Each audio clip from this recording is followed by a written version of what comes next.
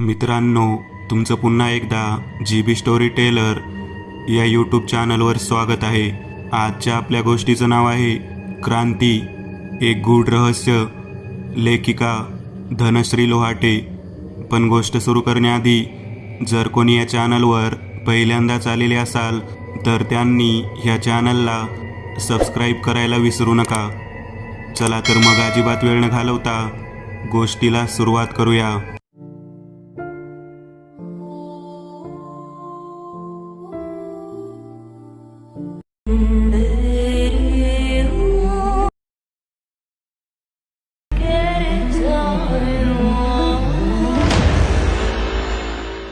ममता एकटीच त्या सुनसान वसतिगृहात मागे राहिली होती. कोरोना हळूहळू छोट्या शहरात आपले हातपाय पसरायला सुरुवात करत होता.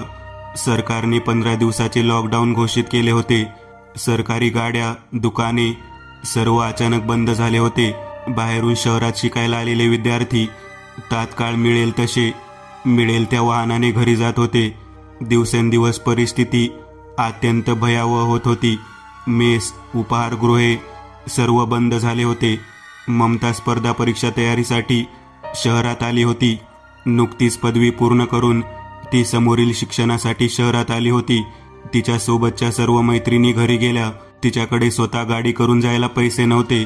त्यावेळी गाडी भाड्याचे भाव अव्वाच्या सव्वा वाढले होते. घरची आर्थिक परिस्थिती एवढी चांगली नव्हती.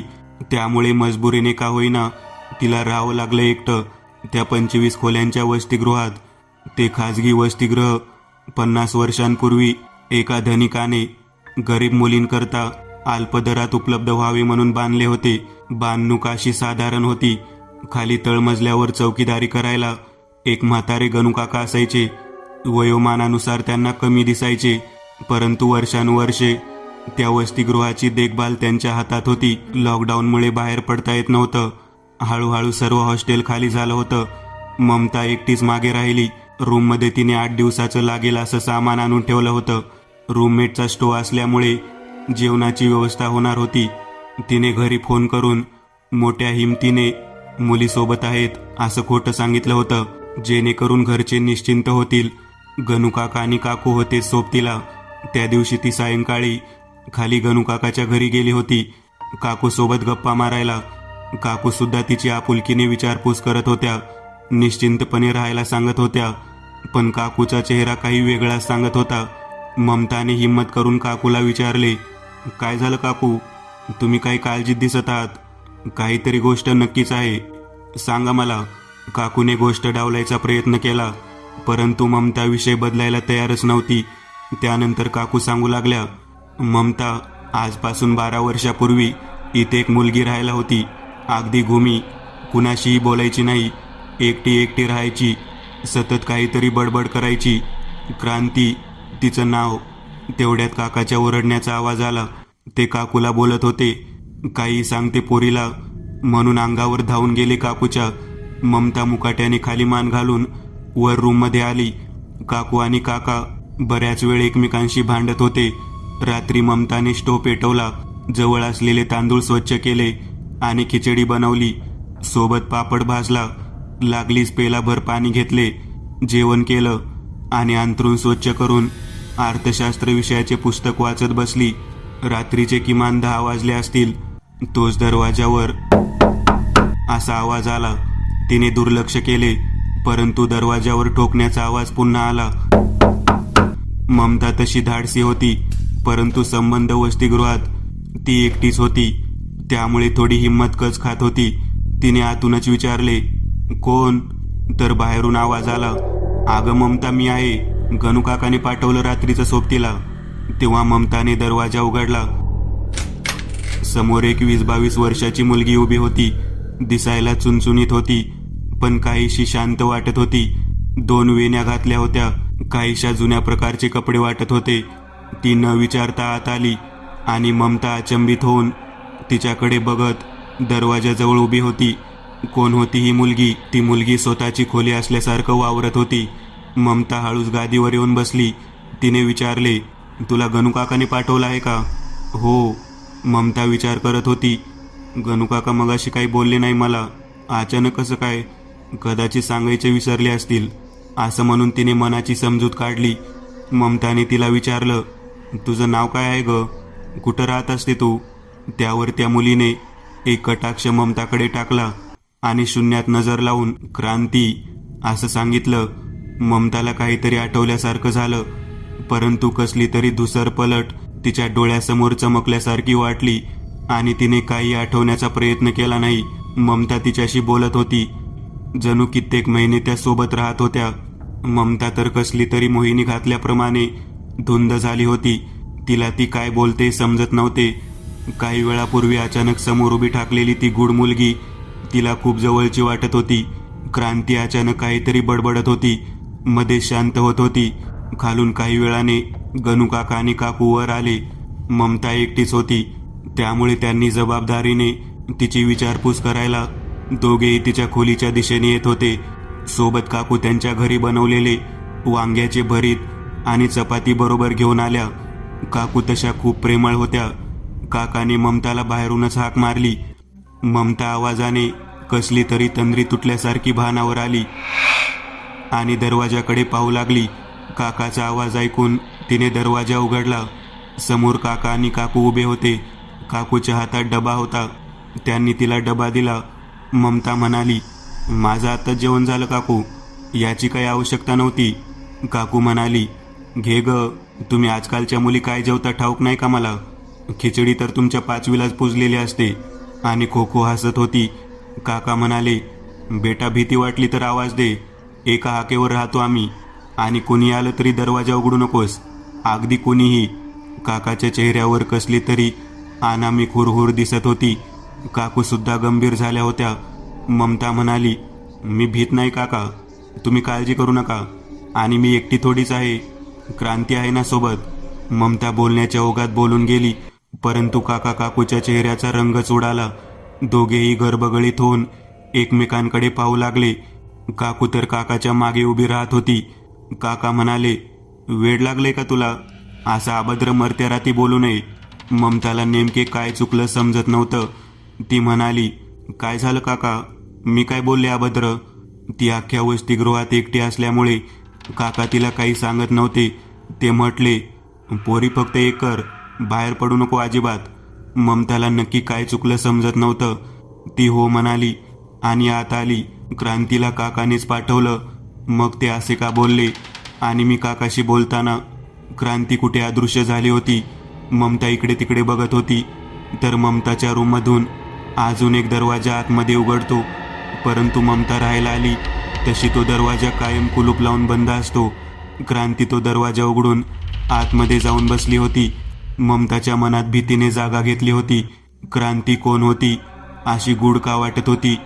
काका असे का म्हणाले? एक ना अनेक प्रश्न तिला पडत होते. ममताने क्रांतीला आवाज दिला, बाहेर बोलावलं.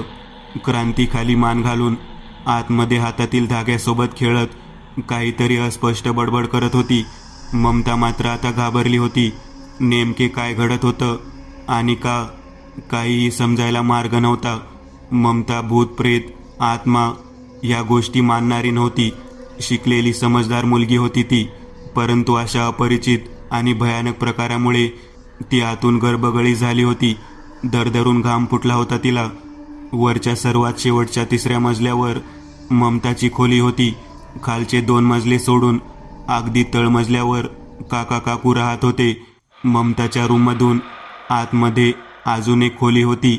त्या खोलीचा दरवाजा कुलूप लावून बंद होता.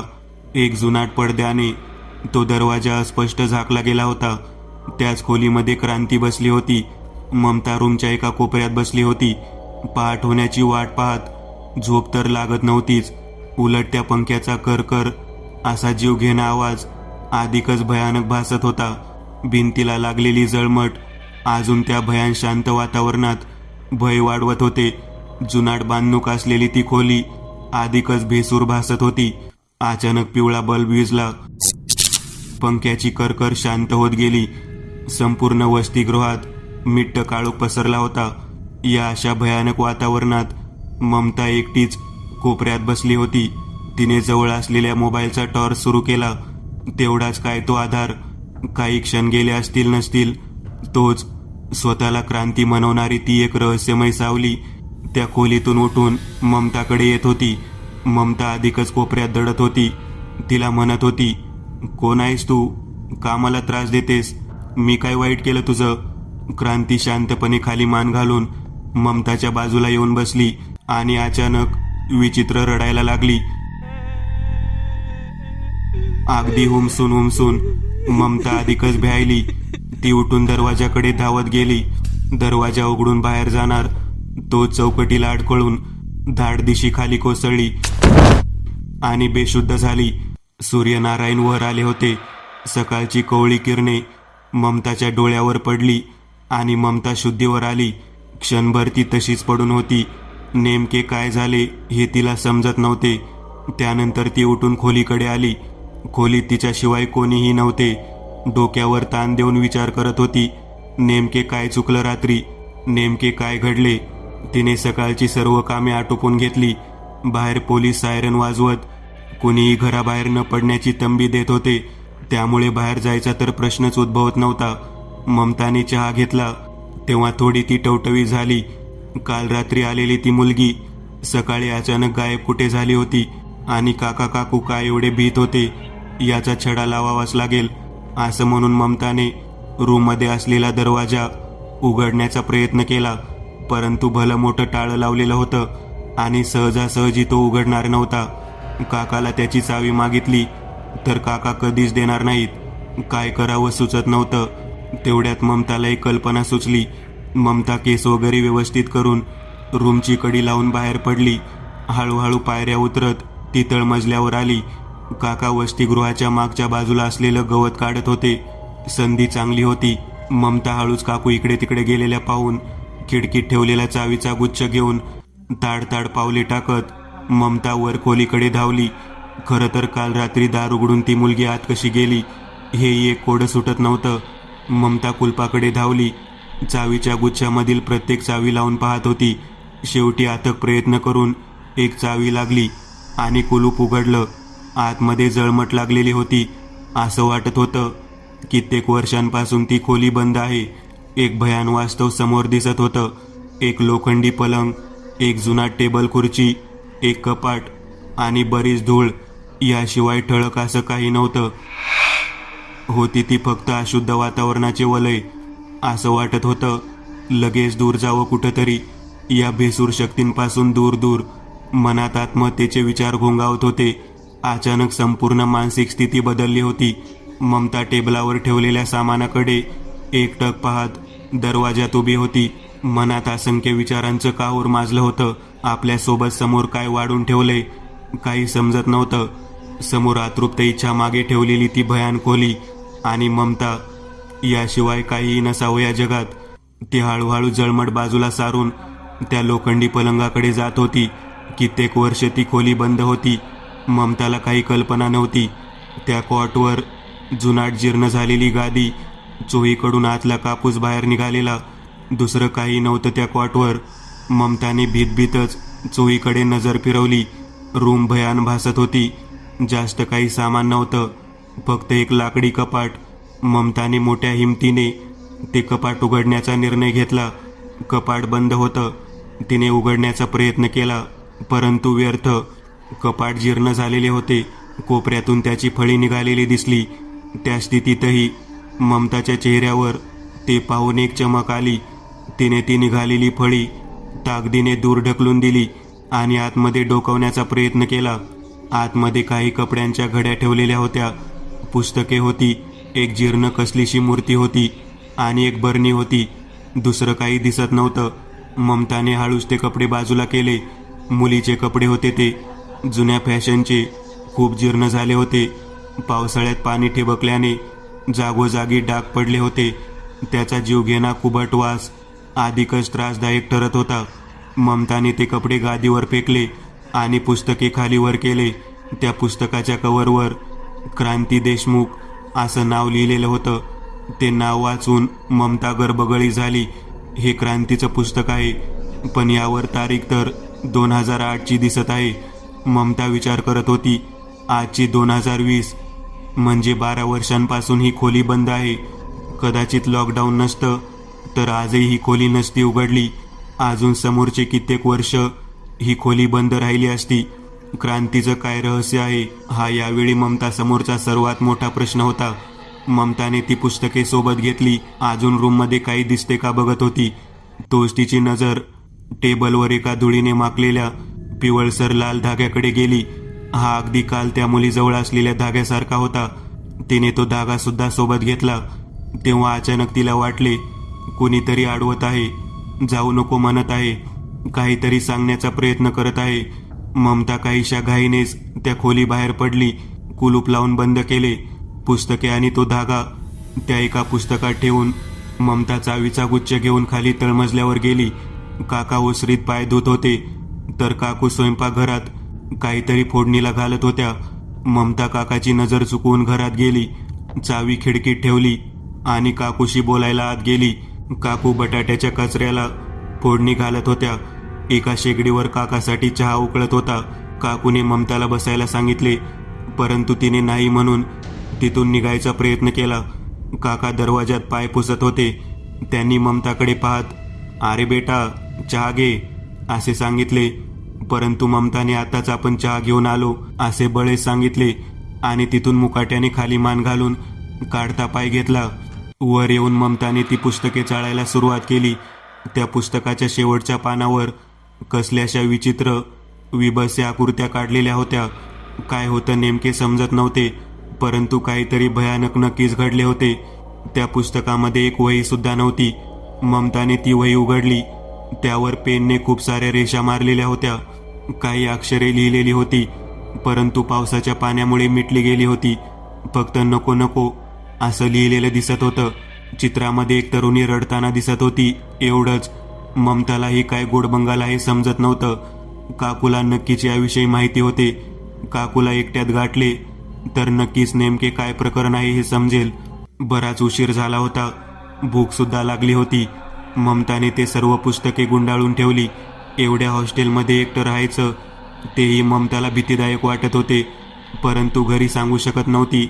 तिने भेंडी कापली, 2 पोळ्याचं पीठ मळले, पटापट स्वयंपाक आटोपला, जेवण करून घेतले, भांडी बाहेर नेऊन ठेवली आणि मोठ्या मुश्किलीने अभ्यासाकडे लक्ष वेधले. परंतु झालेला प्रकार मनातून आणि डोक्यातून जायला तयार नव्हता. फिरून तेच रात्रीचे विचार, ती रहस्यमयी मुलगी आणि ती भयानक खोली दिसत होती. दरवाजा खुला होता. काका अचानक वर आले आणि विचित्र नजरेने ममताकडे पाहू लागले. सुरुवातीला ममताला समजलेच नाही, परंतु बाहेर कोणीतरी आहे याची चाहूल लागली. तिने बघितले तर काका उभे होते. तसं यावेळी काकाचं वर यायचं काही कारण नव्हतं, परंतु अचानक असे कसली हालचाल न करता काका तिच्याकडे बघत होते. यामुळे ममता चांगलीच घाबरली. तरी तिने काकाला विचारले, काय झालं काका, असे अचानक वर आले म्हणून विचारते. काका तंद्रीभंग झाल्यासारखं करून काही न बोलता खाली गेले. ममता मनातून फार तुटून गेली होती. कधीही घराबाहेर न राहिलेली पोर कोरोनामुळे मजबुरीने का होईना एकटी राहत होती. त्यामध्ये रोज काहीतरी विचित्र घटना घडत होत्या. तिला रडायला येऊ लागले, परंतु मोठ्या हिमतीने तिने औंढा गिळला आणि दरवाजा बंद करून अभ्यास सुरू करायला लागली. तिला मोठा अधिकारी व्हायचं होतं. आईबाबाचे कष्ट दूर करायचे होते. त्यामुळे ती एवढ्या लवकर हार मानणारी नव्हती. दार बंद करून ती अभ्यास करू लागली. 1-2 तास झाले असतील नसतील, तोच दरवाजावर टकटक ऐकू आली. तिने आतूनच विचारले, कोण? तेव्हा काकूचा आवाज आला, अगं मी आहे काकू. चांगली संधी स्वतःहून आली होती. ममताने दरवाजा उघडला. काकू आत आल्या. ममताने काकूला गादीवर बसवले.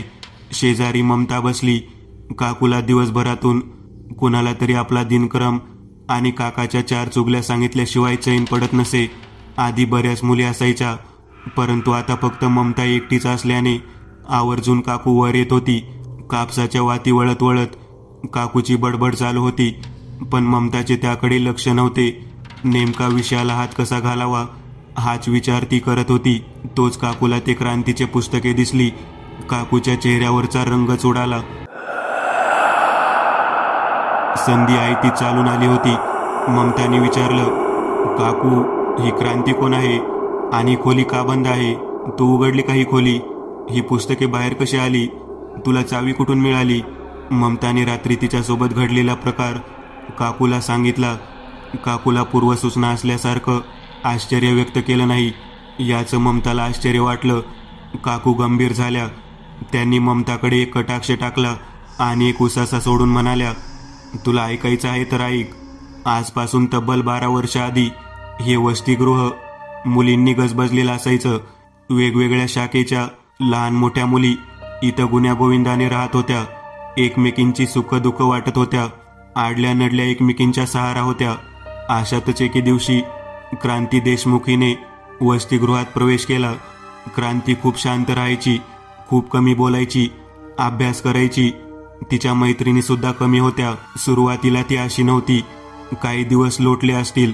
दिवाळीला मुली घरी गेल्या, ती गेली नव्हती. सावत्राई त्रास द्यायची म्हणून तिने दिवाळीला इथेच राहणं पसंत केलं. अचानक नेमकं काय घडलं समजलं नाही. 2 दिवस ती खाली आलीच नाही. मग मीच दिवाळीचा फराळ द्यायला वर आली तर तिचं लटकलेलं प्रेत दिसलं मला. डोळे बाहेर आलेले होते, जीभ बाहेर लटकत होती. असं वाटत होतं ती खूप रडली असावी. ते भयंकर दृश्य पाहून मला काय करावं सुचत नव्हतं. मी एक आर्त किंकाळी फोडली आणि जमिनीवर पडले. जाग आली तेव्हा जवळच्या दवाखान्यात होते. त्यानंतर ही रूम कायमची बंद झाली. आम्हीही कधी ती उघडण्याचा प्रयत्न केला नाही. हे ऐकून ममता आतून भ्यायली होती. कुठे येऊन फसलो आपण असं तिला वाटत होतं. तरी एक मन म्हणत होतं, का आत्महत्या केली असेल, काय घडलं असेल की एवढं टोकाचं पाऊल उचललं. ममता हे सर्व ऐकून सुन्न झाली होती. काकूही क्षणभर शांत बसल्या होत्या. अचानक खालून काकाचा आवाज आला. काकू खाली गेल्या. ममता तशीच शांत बसून होती. तिला काय करावं सुचत नव्हतं. सांज वेळ होत आली होती. ममता बाहेर गॅलरीत येऊन उभी राहिली. संपूर्ण रस्त्यावर चिटपाखरूही दिसत नव्हते. आजपर्यंत कधी अशी भीतीदायक शांतता या शहराने अनुभवली नव्हती. क्वचित एखादी गाडी दिसत होती, तेवढंच काय ते नाविन्य. ममता खोलीत आली. तिने लाईट चालू केला. रूम झाडून घेतली. परंतु जसजसा अंधार होत होता मनात प्रचंड घालमेल होत होती. घरची आठवण येत होती. एकटीला राहायचं नव्हतं तिला, कुणीतरी सोबत हवं होतं. परंतु या गोष्टीला काही अर्थ नव्हता. अंधार जसजसा जवळ येत होता तसतसं त्या बंद वसतिगृहाच्या खोल्या अधिकच भेसूर भासत होत्या. एरवी गजबजलेलं ते हॉस्टेल आता माणूस गेल्यासारखं भयान आणि भीतीदायक भासत होतं. आताच एवढी भीती वाटते, रात्र कशी निघायची या विचाराने ममता खूपच घाबरत होती. तिने खोली आतून बंद केली. खिचडी बनवली, जेवण केलं, अंथरूण करून पुस्तक वाचत बसली. परंतु तिच्या मनात एकच विचार होता, ती कालची मुलगी जर आज पुन्हा आली तर. नाही, असा विचार मनात नाही आला पाहिजे. भूत प्रेत काही नसते, मनाचे भ्रम असतात सर्व. ममता मनाला समजावत होती. रात्रीचे 11-11:30 वाजत आले होते. परंतु रोजपेक्षा बाहेर खूप अंधार झाला होता आणि ती जीवघेणी शांतता. तोच दरवाजावर असा आवाज आला. ममता त्या आवाजाने बिथरली होती. तिला काय करावं सुचत नव्हतं. कुणाला बोलवायला घशातून आवाज निघत नव्हता. मोबाईल शोधत होती. मोबाईलही आजूबाजूला कुठे ठेवला आठवत नव्हतं. बाहेरून टकटक आवाज येतच होता. त्या भयानक काळोखात ममताचा धीर आणखीनच खचत चालला होता. तिने हिम्मत करून विचारले, कोण? त्यावर बाहेरून आवाज आला, मी क्रांती. हे ऐकून ममता अधिकच घाबरली होती. ममताने आतूनच सांगितलं, अगं राहू दे, झोपते मी आज एकटी. तुला कशाला उगीच त्रास. तरीही बाहेर टकटक चालूच होती. ममता अधिकाधिक गडबडीत झाली होती. अचानक आवाज बंद झाला आणि पुन्हा ती भयान शांतता. काही वेळ असाच गेला. ममता पाणी प्यायली. थोडा धीटपणा आल्यावर ममताने हळूच दरवाजा उघडला आणि भीतीने मागे अंथरुणावर येऊन पडली. क्रांती दरवाजात उभी होती. ममताचे सर्व अवयव बधीर झाले होते. क्रांती रूममध्ये आली. ममताला काय करावं सुचत नव्हतं. क्रांती सरळ त्या आतल्या खोलीत गेली आणि कॉटवर खाली मान घालून त्या धाग्याशी खेळत रडायला लागली. ममता अधिकाधिक घाबरून जाऊ लागली. परंतु तिने स्वतःला सावरत हिंमत दिली. आपल्याला आज या खेळाचा शेवट करावाच लागेल. नेमके काय गोड बंगाल आहे समजलंच पाहिजे. ममता हिंमत करून उठली आणि क्रांतीकडे गेली. कॉटच्या शेजारी उभी राहून तिने क्रांतीला विचारले, मला माहीत आहे तुला माझी मदत हवी आहे. तुझ्या बाबतीत नेमकं काय घडलं ते मला सांग. मी करेल तुझी मदत. तू बोल. क्रांती रडत होती. तिने एक नजर ममताकडे टाकली आणि खोलीला असलेल्या खिडकीत जाऊन बसली आणि सांगू लागली अगदी क्रोधाने, त्या दिवशी मी एकटी खोलीत बसली होती. दिवाळीला सर्व मुली घरी गेलेल्या होत्या. मी घरी गेली नव्हती. संध्याकाळी मेसचा डबा आला होता. जेवण करून मी रात्री 11:30 वाजता झोपायचा प्रयत्न करत होती. तोच दरवाजावर टकटक ऐकू आली. मी घाबरले. दरवाजा उघडण्याआधी विचारले, कोण? बाहेरून काकाचा आवाज आला. मी विश्वासाने दरवाजा उघडला, परंतु तोच क्षण माझ्यासाठी घातक ठरला. माझ्या विश्वासाला तडा गेला. काका त्यावेळी दारू पिऊन तर होते. त्यांना कशाचेच भान नव्हते. वासनेच्या आहारी गेलेला माणूस नसून राक्षस असतो. मी काही हालचाल करण्याच्या आत त्या राक्षसाने माझ्यावर झडप घातली. मला काही वेळ समजलेच नाही नेमके काय घडलं ते, परंतु जेव्हा भान आलं तेव्हा सर्व संपलं होतं. माझा जगून काही उपयोग नव्हता. काकाची दारू उतरली होती. त्यांनी मला धमकी दिली, कुठे वाच्यता केलीस तर जीवे मारील. त्या रात्री मी खूप रडली. माझा जगून काही उपयोग नव्हता. मी तशीच रागाच्या भरात पंख्याला ओढणी बांधून काकाविषयी सूडभावना मनात घेऊन फासावर चढली, परंतु मला मुक्ती मिळाली नाही. आजही मी भटकत आहे मुक्तीसाठी. काकाला त्यांच्या पापाची शिक्षा झाल्याशिवाय मला मुक्ती मिळणार नाही. सांग ममता, देशील ना मला मुक्ती? मुक्ती हवी आहे मला. देशील ना मला मुक्ती? ममता हे सर्व ऐकून बधीर झाली. तिच्या मनात प्रचंड क्रोधाने जागा घेतली.